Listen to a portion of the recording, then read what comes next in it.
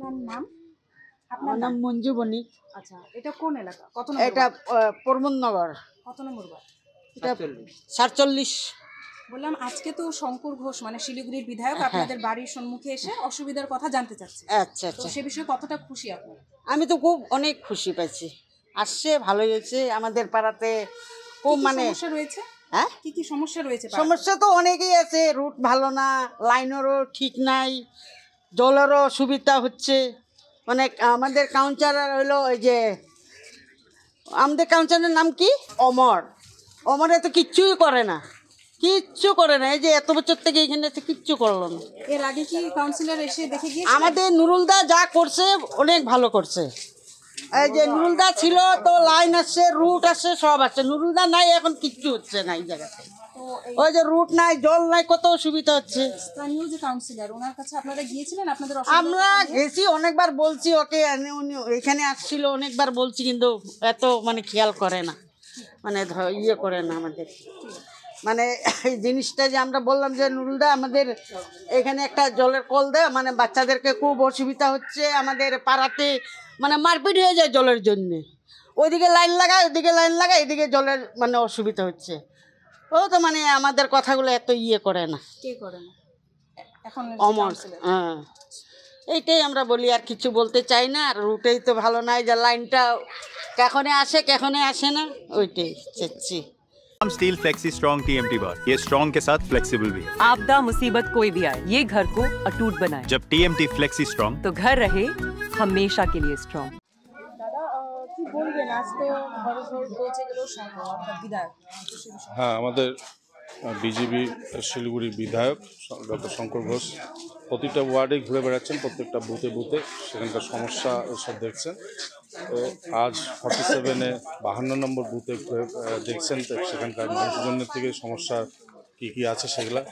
তো এখানে আমরা ঘুরে, যেটা আমরা এখানকার নিবাসী তবুও জানি, এবং এখানকার লোকাল যে বুথের তারা বলছেন রোডের প্রচণ্ড খারাপ পরিস্থিতি, ড্রেনেজ ব্যবস্থা তেমন ভালো না, হ্যাঁ, মশার উৎপাত, ডেঙ্গুর ভয় বেশি, আর জলের সমস্যা, সেই জলের সমস্যা তো সারা শিলিগুড়িতেই আছে।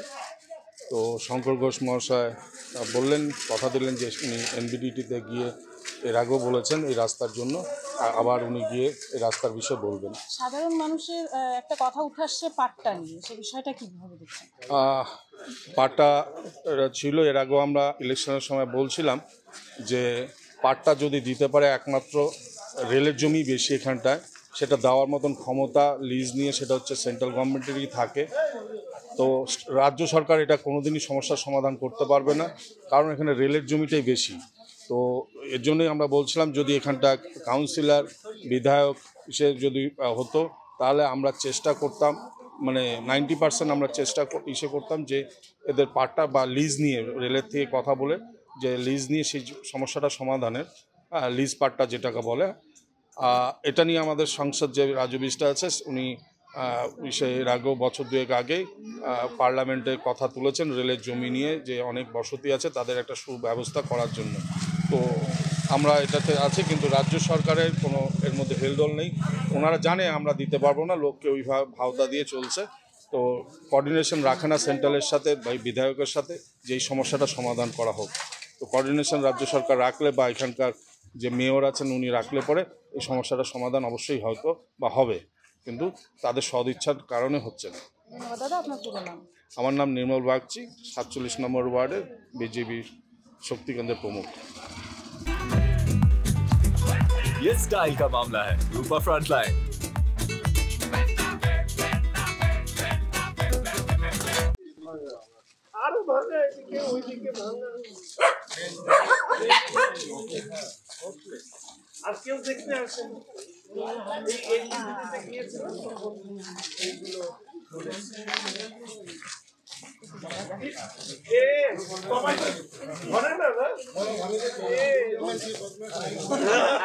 কি বলবেন, এই যে 47 নম্বর ওয়ার্ড কিন্তু এক প্রকারের মানে সূত্রের মারফত যেমন খবর যে পিছিয়ে পড়া, মানে নেই কোনো পার্ক, নেই কোনো রাস্তার সুব্যবস্থা, আর জলেরও পরিষেবা সেমনটা ভালো নেই, এমনটা কিন্তু কথা উঠে আসছে, কি বলবেন? দেখুন, আমি আজকে বিশেষত যে কারণে এসেছি সেটা হচ্ছে যে আমাদের Pramodnagar Ramakrishna colony high road থেকে বেশিরভাগ গাড়ি এই দিক দিয়ে গিয়ে ওপাশ দিয়ে আমাদের ব্রিজে ওঠে এবং এই রাস্তাটা একেবারে ভেঙে চুরে শেষ। তো এর আগে যখন আমি এনবিডিতে যাই, প্রথম পর্যায়ে যে কাজগুলোর অনুরোধ আমি মাননীয় উত্তরবঙ্গ উন্নয়ন দপ্তরের মন্ত্রীর কাছে রেখেছি, তার মধ্যে এই পুরো রাস্তাটা আছে একদম আপ টু আমাদের ওই ব্রিজ অবধি, যে নতুন ব্রিজ অবধি রয়েছে। এই রাস্তাটা দিয়ে চলাচলের অসুবিধে। আর সামগ্রিকভাবে 47 নম্বর ওয়ার্ড কেন, সারা শিলিগুড়িতেই জলের সমস্যা আছে। আমরুদ 2-এর এক প্রকল্পের টাকা এসছে, রাজ্যের সরকার বা কর্পোরেশন তারা মিলে এই কাজটা শুরু হয়েছে, কিন্তু কাজের গতি এতটাই ধীর যে কবে শেষ হবে আমি বলতে পারবো না। তবে এর মধ্যে একবার ইচ্ছে আছে যে এই জল প্রকল্পটা দেখতে যাওয়া এবং কাজের অগ্রগতি সম্পর্কে জানা। এর পাশাপাশি আপনি বললেন যে পার্ক ইত্যাদি, আমার মনে হয় আজকে একটা পার্কে আমরা বিধায়ক উন্নয়ন তহবিল 1 নম্বর রোডে একটি বিধায়ক উন্নয়ন তহবিল থেকে একটা আমি টাকা দিয়েছি পার্ক করার জন্য, 5.5 লক্ষ টাকা প্রাথমিকভাবে বরাদ্দ হয়েছে।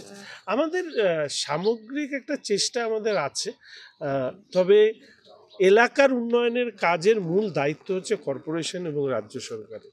বিধায়ক হিসাবে আমি যে সরাসরি শঙ্কর কর্মসূচি নিই, তাতে বুথে বুথে যাওয়ার চেষ্টা করি। আজকে যেরকম এপাশের বুথগুলোতে আমরা ঘুরছি, 52 এটা না, হ্যাঁ 52 নম্বর বুথে আজকে এসছি এবং লোকের সাথে কথা বলছি এবং একই আপনি যে সমস্যাগুলো বললেন সেই সমস্যাগুলো তারাও বলেছে। আমি আশাবাদী যে সময়ের সাথে সাথে এই সমস্যার সমাধান হবে এবং আমি কথা দিচ্ছি যে 2026-এ ভারতীয় জনতা পার্টির সরকার আসলে নিশ্চিতভাবে আমরা এই সমস্যাগুলোর সমাধান করব। আর শেষ কথা বলবো এটা যে আমাদের মেয়র সাহেবও বিভিন্ন ওয়ার্ডে যান, তো আমি দেখি আর কি জনসংযোগ কর্মসূচি, তো ওনার গাড়িটা বড় আর পুলিশ টুলিশ ইত্যাদি থাকে বলে অনেক লোক লস্কর অন্যান্য ওয়ার্ড থেকে নিয়ে যান, ফলে যে জায়গায় সমস্যা ওই জায়গায় মেয়র সাহেব ঢোকেন না, সেই জায়গায় ঢোকেন যেই জায়গায় সমস্যা কম।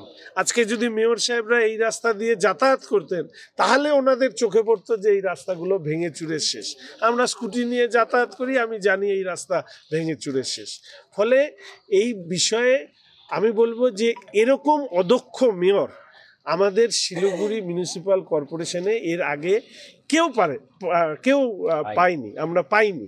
এর আগে যত মেয়র এসছে তাদের থেকে সব থেকে অদক্ষ মেয়রের নাম হচ্ছে গৌতমবাবু মহাশয়, যার কথা ওনারই এমআইসিরা শোনে না, ওনারই অফিসাররা শোনে না। ফলে স্বাভাবিকভাবে আমাদেরকেও একটু বাড়তি দায়িত্ব নিয়ে মানুষের কণ্ঠস্বরকে তুলে ধরার চেষ্টা আমরা করছি।